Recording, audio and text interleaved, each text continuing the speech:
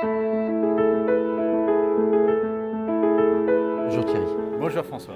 Merci de venir à l'IFCO et présenter chez BPI France tout ce que tu fais chez BMS UPSA. Alors, c'est quoi la vision à l'exécution en quelques mots? Écoute, c'est simple, on a un site qui existe depuis 83 ans et il y a besoin de se réinventer avec un certain nombre de défis à relever. Donc on a lancé une transformation sur 3 axes autour des produits, des processus et des personnes. Et donc de la vision en exécution, c'est comment on engage les personnes, les collaborateurs autour de pourquoi on fait les choses et comment on les fait. Donc ça commence par une vision long terme avec des impératifs stratégiques, des objectifs associés et après la mise en musique sur le terrain. Parfait. Toi qui as fait beaucoup d'excellence opérationnelle par le passé, c'est quoi l'évolution que tu vois sur l'excellence opérationnelle et les besoins pour garantir sa prise quelque part et sa réussite? Je crois que ça commence déjà par, au début c'était plutôt très technique, on va parler du Six Sigma, des méthodes scientifiques, le Lean, et ensuite on va de plus en plus vers les personnes, les organisations. Donc on a Lean Startup avec la capacité de tester des choses, d'apprendre et de se planter, de recommencer. Et le dernier point c'est l'innovation qu'on a, participative, collaborative, les Open Labs.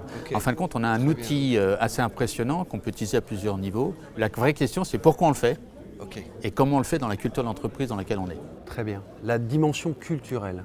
Comment vous avez mis ça en place? Parce que tu parles du pourquoi et de la finalité. Concrètement, comment tu fais évoluer des strates managériales vers ce pourquoi? C'est surtout par encore une fois la vision, expliquer pourquoi on veut changer, reconnaître aussi ce qui a été fait dans le passé et ce qu'on fait, les points forts, l'ancrage. Et à partir de là, c'est les accompagner. Les accompagner au travers de formations, de coaching. On parle des champions, on parle des black belts, on parle des animateurs. Mais c'est comment on les aide et aussi accepter que ça peut prendre du temps. Si on force, ça ne marche pas.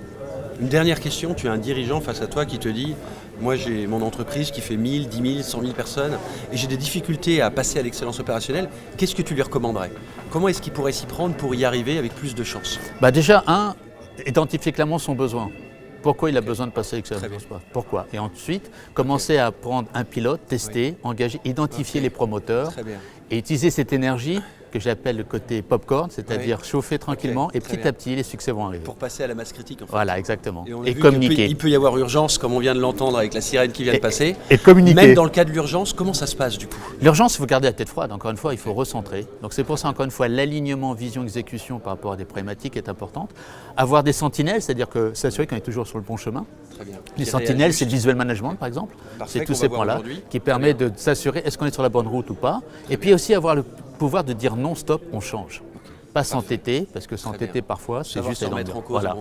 Super. Merci beaucoup Thierry. Écoute, un vrai plaisir. On attend tous avec impatience ta conférence qui arrive. Merci bien. À tout de suite. À tout de suite.